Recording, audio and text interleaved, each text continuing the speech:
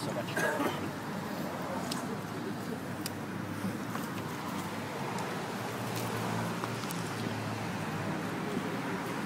Thank you so much, Todd. You know, that song that we just heard, some people call it the Coast Salish anthem. You know, and some say it's actually the real anthem of this land, because it's an anthem that comes from the people, or the traditional peoples of this land. And I think it's really fitting that we sang that song here today, because really what we're talking about is a relationship between nations. You know, here we are outside the Chinese consulate.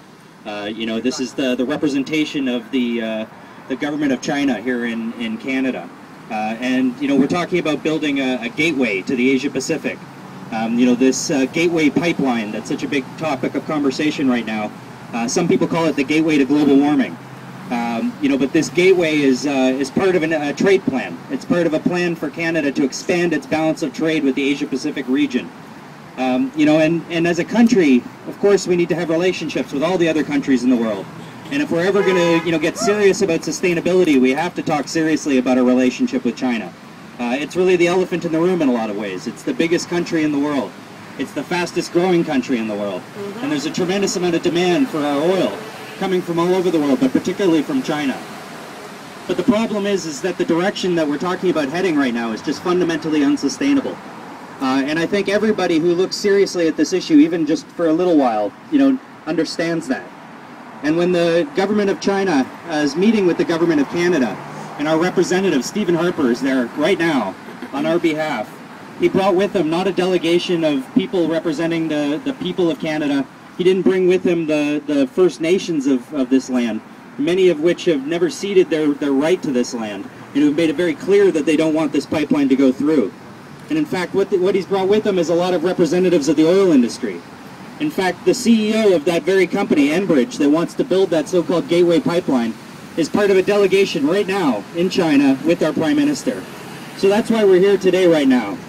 We're here because we want to make sure that the people of China, the government of China, and the people of the world know that Stephen Harper isn't there talking on our behalf right now. Who here agrees with me about that?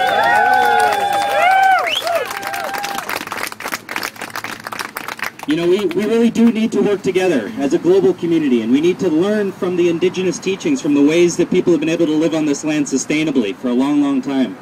And the same is true in China. Many people in China have lived sustainably for a long time. Much of what we're seeing that's destructive right now is kind of a new thing. You know, and there's many people, you know, in all countries who want sustainability, who want a good way of life, who want social justice for everyone. You know, so I think it's up to us to have that conversation. You know, so it's fitting that we're here with folks from the Occupy movement, because the Occupy movement is a social movement of people all around the world that isn't coming from the top down. It's coming from the bottom up. And some say that movement's even moving to China. It might be hard to imagine, but, you know, if we really are serious about sustainability, and if we're really serious about social justice, you know, we need to be part of that conversation. We can't just ignore the elephant in the room. You know, China is this massive, massive force on the world stage, and we need to have a relationship with these people. So part of what we've done here today is we've actually tried to start that conversation, not in a government-to-government way, but in a people-to-people way. It might seem silly, but one of the things we've done is we've actually just started to collect pictures on Facebook. You know, as the world is more and more connected by the web, you know, it really takes the power out of the control of the hands of the folks who have the most money and the most influence. It gives us the ability to speak for ourselves and communicate with one another directly around the world. So this might just be a small number of us here, but we're part of a much larger social movement for climate justice, for climate solutions that are sustainable, that are ethical, that are equitable, that consider the rights of all human beings, and that's just fundamentally important for everyone on planet Earth. So I'm really proud to be here with all of you who are part of that movement. Everybody give yourself a hand for being part of that movement.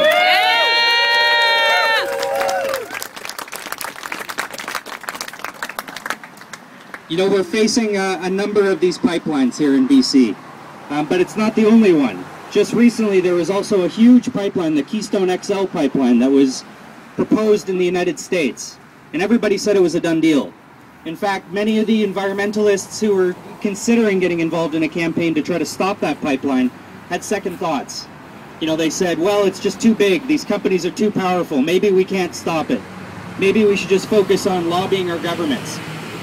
But what happened was hundreds of people got involved, and then thousands of people got involved, and then tens of thousands of people got involved. And it started out with a few people getting arrested outside of the White House, and not anybody was paying attention. And then a few more people got arrested, and then a few more people did, and then all of a sudden the entire world was paying attention. And then after a short period of time, about 10,000 people surrounded the White House holding hands. And I think it was only a couple of weeks later that the president of what some people call the most powerful country on earth said no to that project. He said, we're not going to approve that project. And of course, there's always the possibility that it'll come back.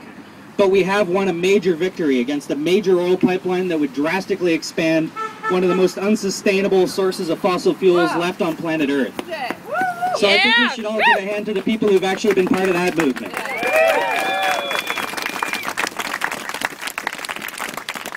You know, there's been a lot of talk recently about activists in Canada, you know, being part of a radical movement, you know, and that we're taking money from foreign interests, which is crazy, really. When you look at what's actually going on, I mean, these pipelines and these companies, many of the folks who are with our Prime Minister right now are from big American corporations, and they're meeting with big Chinese corporations. You know, we're talking about the richest people on earth, many of them from the oil industry, who are basically setting foreign policy or setting the policies that affect all of us worldwide. And that really needs to stop. You know, these policies need to come from the people. And people do stand up, and they do win victories when people stand up. Not just here, but in China and elsewhere in the world as well. And we need to have the courage to stand up when something seems too difficult or too big or too impossible. And we need to recognize when we have victories, like we did with the Keystone Pipeline, and like we're going to with the Gateway Pipeline, and like we're going to with the Kinder Morgan Pipeline right here in Vancouver. So I think this is just one moment. You know, I ask you to all go back after we're here today and communicate with your friends and with your neighbors and with your, you know, allies and your community and even the people who disagree with you, and ask them all to be part of this conversation.